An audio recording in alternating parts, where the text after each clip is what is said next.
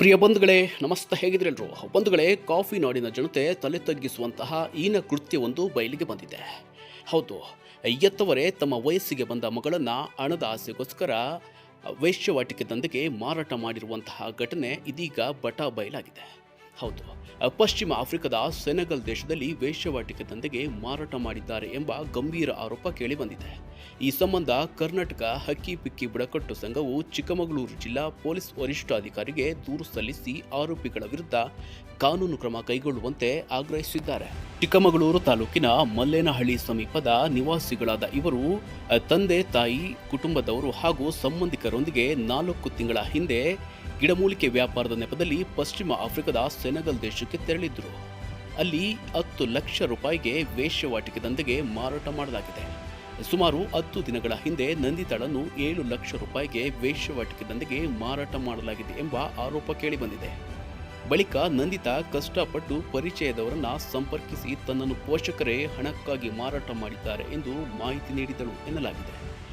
ನಡೆದಿರುವ ಅನ್ಯಾಯವನ್ನು ವಿವರಿಸಿ ವಿಡಿಯೋ ಸಂದೇಶವನ್ನು ರವಾನಿಸಿದಳು ಎಂಬ ಮಾಹಿತಿಯನ್ನು ಮೂಲಗಳು ತಿಳಿಸಿವೆ. ರಾಯಭಾರ ಕಚೇರಿ ನೆರವಿನಿಂದ ಯುವತಿ ರಕ್ಷಣೆ ಮಾಡಲಾಗಿದೆ.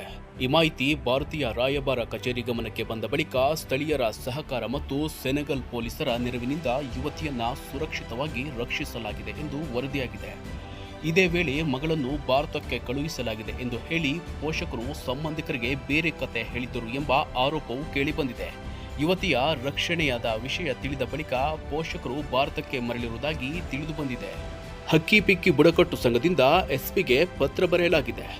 ಕರ್ನಾಟಕ ಹಕ್ಕಿ ಪಿಕ್ಕಿ ಬುಡಕಟ್ಟು ಸಂಘವು ಜುಲೈ 15ರಂದು ಚಿಕ್ಕಮಗಳೂರು ಜಿಲ್ಲಾ ಪೊಲೀಸ್ ವರಿಷ್ಠಾಧಿಕಾರಿ ಜಿತೇಂದ್ರ ಕುಮಾರ್ ದೈಮಾ ಅವರಿಗೆ ಪತ್ರ ಬರೆದು ಕ್ರಮಕ್ಕೆ ಆಗ್ರಹಿಸಿದೆ. ಗಿಡಮೂಲಿಕೆ ವ್ಯಾಪಾರದ ಹೆಸರಲ್ಲಿ ಕ್ರಾಂತಿ ಮತ್ತು ರಾಜಶೇಖರ್ ತಮ್ಮ ಮಗಳನ್ನ ಆಫ್ರಿಕಾದ ಸೆನೆಗಲ್ ದೇಶಕ್ಕೆ ಮಾರಾಟ ಮಾಡಿದ್ದಾರೆ ಎಂದು ಪತ್ರದಲ್ಲಿ ಆರೋಪಿಸಲಾಗಿದ್ದು, ಈ ಘಟನೆ ಹಕ್ಕಿ ಪಿಕ್ಕಿ ಸಮುದಾಯಕ್ಕೆ ಕಪ್ಪು ಚುಕ್ಕೆ, ಸಮಾಜದ ಗೌರವಕ್ಕೆ ಧಕ್ಕೆ ಉಂಟು ಮಾಡಿದೆ ಎಂದು ಸಂಘ ಹೇಳಿದೆ.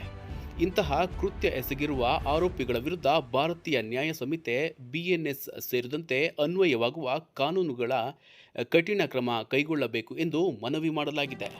ಈ ಪ್ರಕರಣ ಸಂಪೂರ್ಣ ತನಿಖೆ ನಡೆಸಿ ಸತ್ಯಾಂಶವನ್ನ ಹೊರತಂದು ತಪ್ಪಿತಸ್ಥರ ವಿರುದ್ಧ ಕಾನೂನು ಕ್ರಮ ಜರುಗಿಸುವಂತೆ ಸಂಘವು ಪೊಲೀಸ್ ಇಲಾಖೆಯನ್ನ ಒತ್ತಾಯಿಸಿದೆ. ಅದೇನೇ ಇರಲಿ ಬಂಧುಗಳೇ, ಎತ್ತವರೇ ತಮ್ಮ ಮಗಳನ್ನ ಇಂತಹ ಕೃತ್ಯಕ್ಕೆ ತಳ್ಳುವುದು ಎಷ್ಟರ ಮಟ್ಟಿಗೆ ಸರಿ ಹೇಳಿ? ಇಂತಹ ನೀಚರಿಗೆ ಕಾನೂನು ರೀತಿಯಲ್ಲಿ ಕಠಿಣ ಶಿಕ್ಷೆ ಆಗಲೇಬೇಕಿದೆ.